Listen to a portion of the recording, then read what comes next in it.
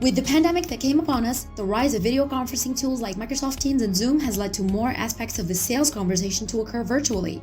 And what began as a crisis reaction has evolved into the new normal. But how normal is the new normal? We're talking about how the strong shift from in-person to virtual selling has transformed B2B sales experience. Virtual sales enablement, new organizations, KPIs, everything is evolving. In the Virtual Selling Podcast, we address these issues in depth twice a week with the experts and leaders of these transformations, heads of sales, sales ops, and sales enablement of the most innovative companies in the field. This podcast is sponsored by SalesDeck.io, the new SaaS platform to make your customer meetings more engaging and better prepared. Find out how you can shorten sales cycles, convert more leads, and increase customer engagement. Virtual selling is here to stay, and so is SalesDeck.io. I'm happy to be with Chuck Marcouiller again, VP Revenue Enablement at FreightWaves. Do you want to complete what you said about FreightWaves in the preceding episode? Absolutely. So Chuck Marcouiller, the VP of Revenue Enablement at FreightWaves, excited to be talking to you again. Gabriel, thank you for this opportunity. FreightWaves is in the supply chain technology provider. So we're software as a service for supply chain logistics, really around, data. Real-time data and visibility into what's happening within supply chain. We're also a media company on that side. And the best way to really understand it is sort of we're the Bloomberg of the supply chain, both the media and technology side that shippers, carriers, and brokers use in order to get real-time visibility as to what's happening within the supply chain. Great. And in the preceding episode, we talked about buyer enablement, which is the strategy, the vision, while co-buying, which is the subject of this episode, copurchasing, is a tactic to put in place in order to achieve the strategy. Could you tell us what is co-buying or co-purchasing?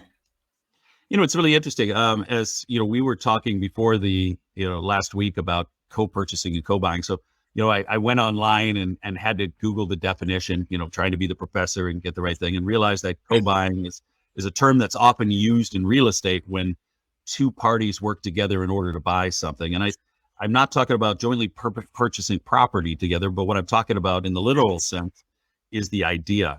Co-buying is the idea of buying together. And I think for us as sellers, it's the mentality of getting on the same side of the table as our buyer and understanding the buyer's process. And we were talking about that in the last episode.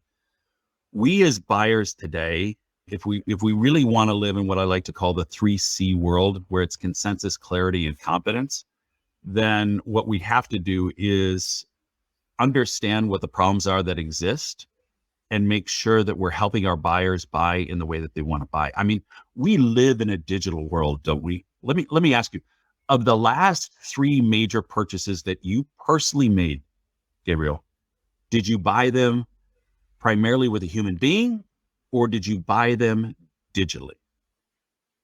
The food is still from a human being, but the rest, it is digital for me. Absolutely. We live in a world now where you can buy, especially in the United States, you can buy cars online. You shop houses primarily, first and foremost online, apartments online. Almost every major purchase you can make online. And so we have to understand. And in France, food is so important that we keep it with humans. Oh, absolutely. It's fantastic over there. Every time I had a period of time where I was supporting our multinational division, and I was over in Paris for 2 years every quarter, and I love the cuisine. So absolutely agree with you on that. But co-buying, when it comes back to, is really creating the experience with the buyer to help them buy the way that they want to buy. Knowing that we are enhancing or working with the digital world and that people still want that buying experience. I like to say, Gartner did an interesting study where they recently, the gentleman who wrote the Challenger sale now work for Gartner, and they go back and they do their buying trends analysis. And one of the things that they found was that 42% of business-to-business buyers across generations, and it increases for millennials and decreases for boomers, but right about 42% of all buyers today want to buy primarily digitally. They would love not to talk to a human being. But the other interesting thing that they found was that those that bought without any human being involved, those purchases showed the highest emotional regret. Meaning, yes, you could do it without a human being, but when you do it without a human being, you're taking a really big risk. So why do you need that human being? Comes back to the piece. Why do people then prefer to bring a human being in? It's not for the knowledge, because it's cheaper and more efficient to learn things online. What it's about now is for context and clarity. Context and clarity. It's, I want to feel confidence, context, and clarity when I talk to that human being. So, Gabriel, I've got this problem. You have this kind of solution. Can you just make me really feel good about this problem that I'm trying to solve? Has anybody else tried to do this? What happened when they tried to do this? Yeah, and this is the example you told us in the preceding episode about the TV setup, Right. giving context and clarity, and then invite the audience to go back to the preceding episode to hear this point. Absolutely. And think about it. When you're making a major purchase, you're betting not only your money, but in business, you're betting your reputation, maybe even your job. So you want to verify that with someone that what you're looking to advocate for really does work in the way that you want it to work, in the parameters of the situation of your organization. And so co-buying in the purchase or the process is, you have to understand that the buyer is looking for that context, and they're looking for that confidence that the purchase is safe to purchase and that we can bring it in. So back to that co-buying piece is, how do we as sellers create that environment of trust and do it in a way knowing that we'd have to enhance the digital buying process? They're going to be digital. We know it. You're just not going to get away with them. So why fight it? Why fight it? Be smart and actually work with it. Create the experience so that it becomes seamless. Know what your website does well, and then create other tools that you're going to use in the process to enhance the website. What are the materials you're going to give them? What is the documentation and reinforcement that you're going to use? What kind of presentation tools and visuals are you going to use in the selling process? So that there's consistency and that you build that piece. Because let's face it, I'm a stats guy and I'm a story guy. And one of the things that I love, it just recently became across the stat, 82% of all decisions, buying decisions, even in business to business, are primarily driven by emotion first.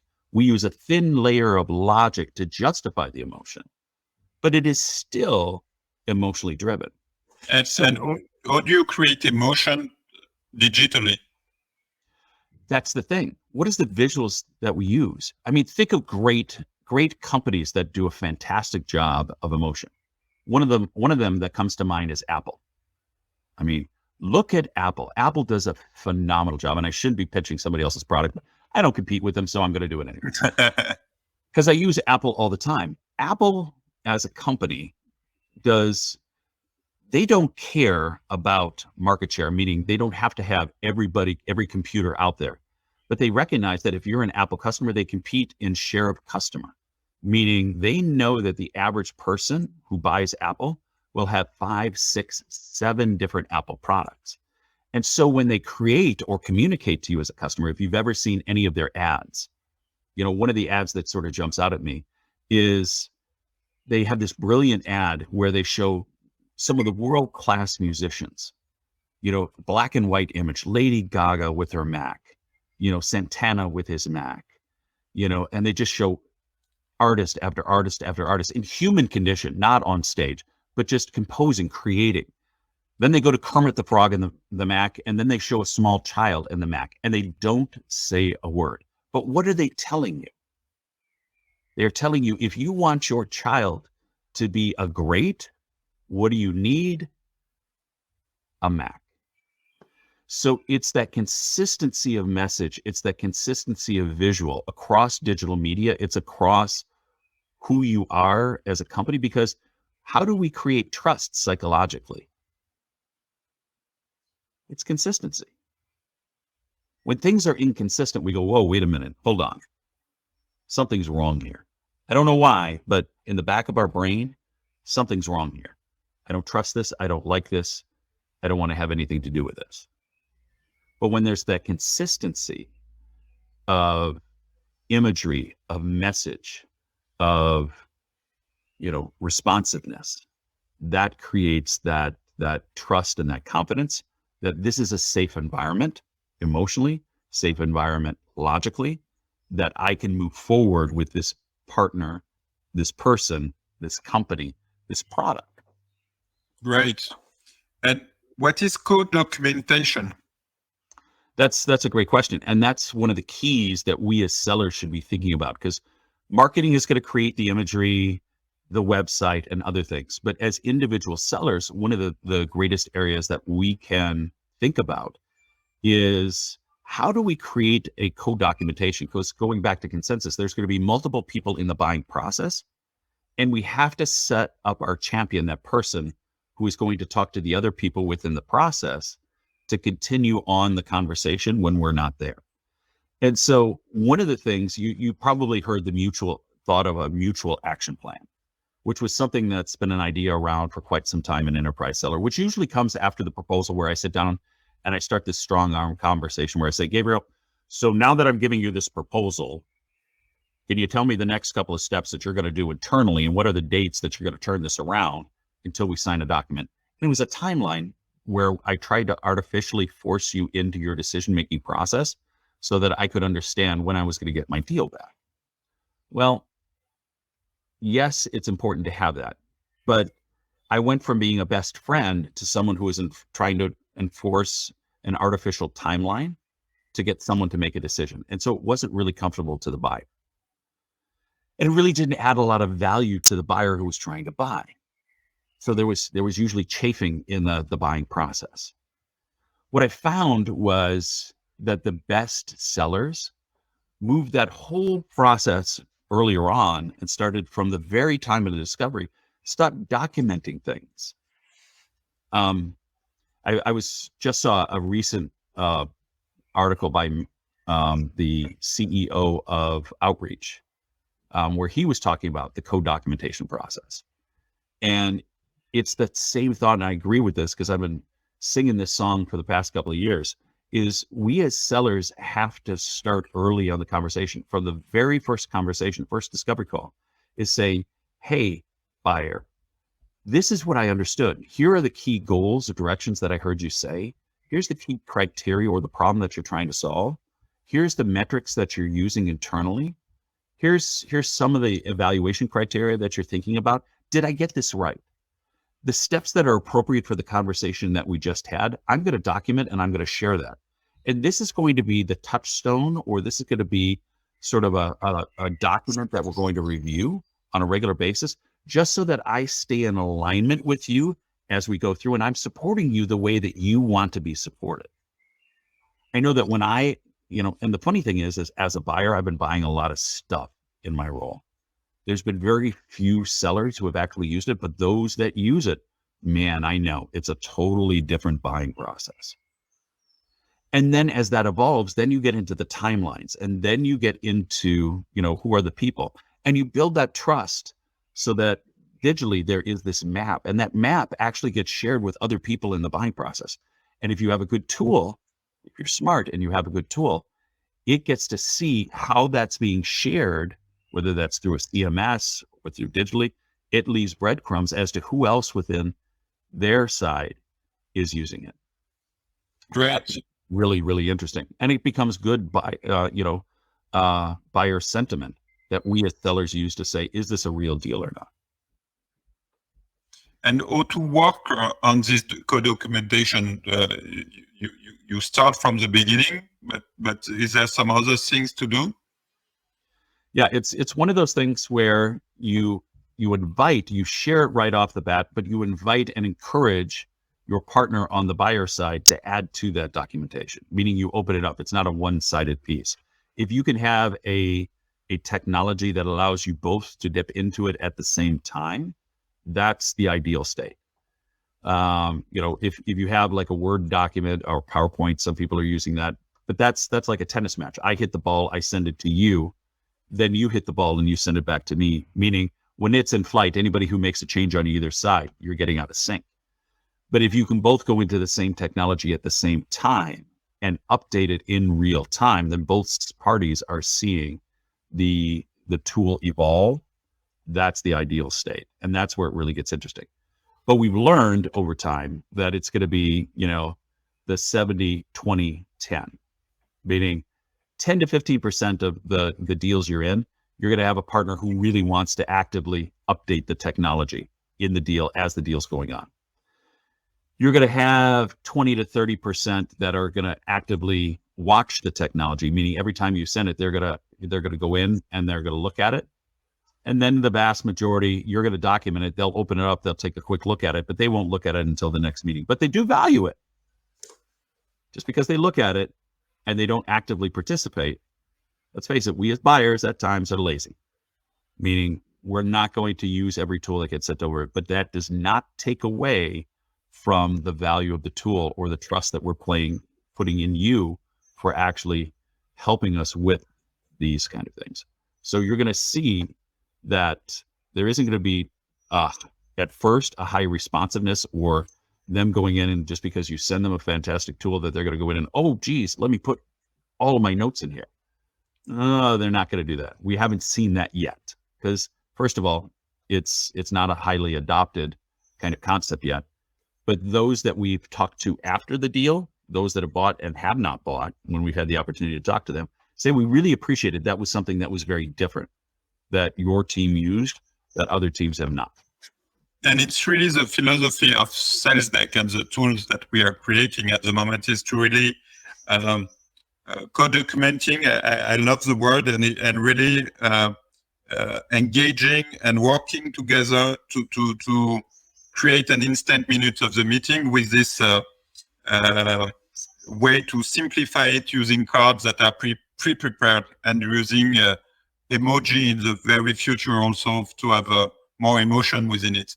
So we are working hard at the moment to enhance the buyer experience of using SalesDeck because the seller experience is great, but the buyer need to be improved to have more than 10% playing and the other watching, but really to have more engagement. And it will never be 100%, but we want to make it easier and fun for the buyer to play and to exchange and to co-document. Do you see SalesDeck being an interesting tool to co-document?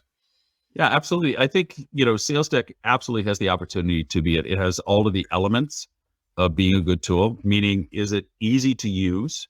Is it intuitive? And can you be clear? Can you put the key essential pieces down? Can I document a process? Can I document the understandings? Can I document metrics on it? Those would be the things that I'd be looking for. But the real value, you could have the greatest tool out there. If your sellers don't use it and put good data in there, it's like having, the best hammer. If you don't swing the hammer, the nail isn't going into the wood. Sure. So the biggest piece that we as sales leadership need to do is, number one, facilitate a good tool. Give them a good hammer. But make sure that they're actually coaching them and teaching them the skill of using that in the process. I've learned over time in teaching and coaching sellers is that there's a real reluctance. There's a fear of using this tool. You can explain it to them logically and they understand it, but putting it in an application, I was shocked how they struggle, how they absolutely struggle with putting this into the process because it's such a foreign concept to them. But those that do actually use this, they really do see the results. I've become passionate with it because I've seen top sellers adopt this. And once they start to adopt it, they never go back. It's all about giving the opportunity to be crystal clear and putting that consistency of message out and knowing, again, back to the psychology of how do I make sure that this is then adopted with all of the other digital touches that are going along? Because she or he that creates the best experience possible is going to win. Rarely, if you look at all of the buying criteria, so many times sellers say, hey, I need a discount. It's about price. It really isn't about price. It's not even about the best feature functionality. It's about who created the best experience possible and created that trust that the person on the other side says, I know that if I go with this, I'm going to be safe and we will achieve results. Great. It was really interesting, and I learned a lot, and I will use a lot of what we discussed to create a use case for SalesDeck, because there is really value in what you said and what I learned. And I hope that all of you have learned during these 2 episodes with you. It was a great pleasure. Thanks a lot, Chuck, for recording these 2 episodes. Thank you for giving me the opportunity, the platform to share my passion.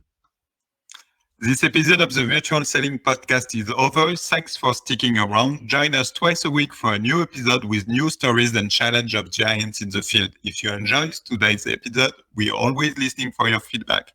Share the show and subscribe on your favorite podcast platform so you don't miss any episode. This episode was brought to you by SalesDeck.io, the virtual selling platform that increases your sales team efficiency and sales readiness, enable remote management, and vamp sales operational excellence. Book your SalesDeck.io demo today to discover how you can close more deals with engaging and better prepped customer meeting. Thanks a lot, Chuck. It was a pleasure. Thank you.